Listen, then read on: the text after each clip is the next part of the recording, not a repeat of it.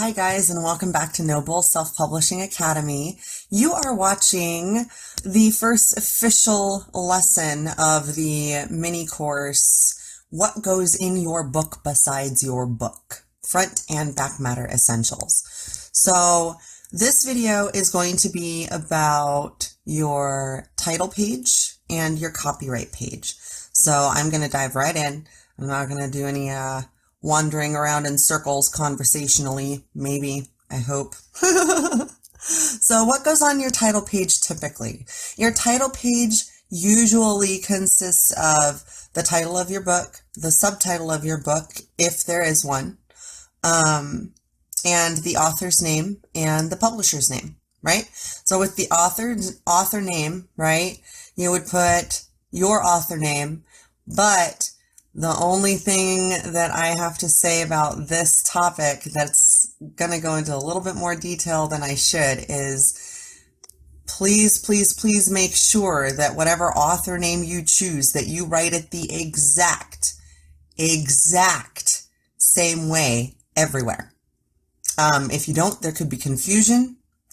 And if you have a pseudonym or like a pen name or whatever, then make sure you're doing the same thing. Make sure you have it written down exactly as you want it, and it needs to be consistent everywhere. Like you can't have your first and middle initial and your last name as one author name and then have your full name as your other author name. Does that make sense? Like it just throws a wrench in everything. Anyway, the optional things on the title page, you can choose to put the publisher's location.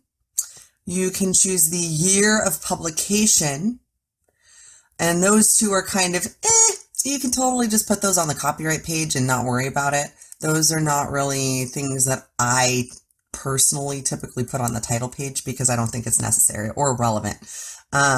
If I was publishing someone under Broken Publications, which is my, I'm kind of phasing out this publishing company, but if that was the case, I would do a title page for the author and the title of the book and everything, and then later, like on the next page or the page after that, I would do a Broken Publications logo with Pacific Northwest and the website and stuff on there as kind of a second title page, you know what I mean?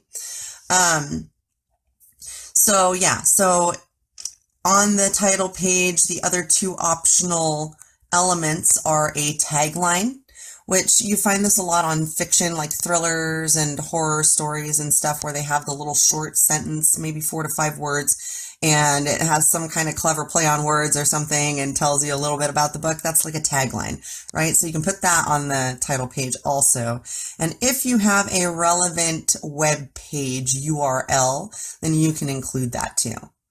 Your copyright page basically has all of the legalities on it. So if you have any kind of a disclaimer that you want to include, which you can copy and paste from a website, that I'm going to include the link down below, so you can just copy and paste disclaimers, and you can copy and paste copyright text. But really what you want is to come up with your own kind of something that you can just replicate for every book in the future. You know what I mean? So if you have a specific way of doing your copyright page that you've grown fond of, then you can do it that way and not run into any kind of problems.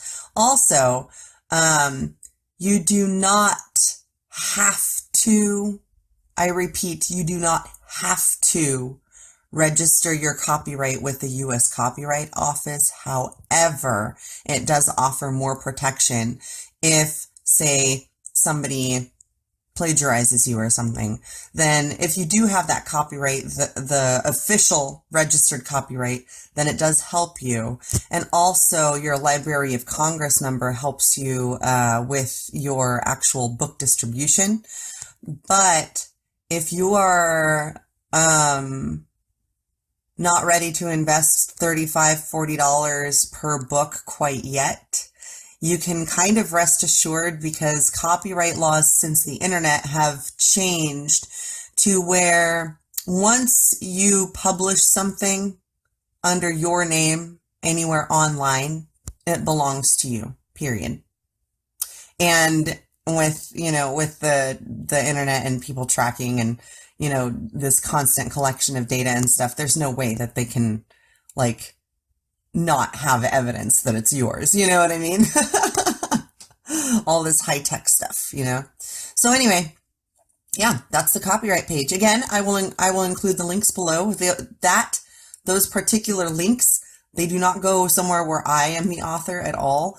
It's another website. I can't remember what it's called right now, but I use it all the time, and it's a totally reliable source. Tons of free resources. You will find a lot of useful stuff. So, links in the description. And I will see you guys in the next lesson because that's pretty much it. All right. See you soon.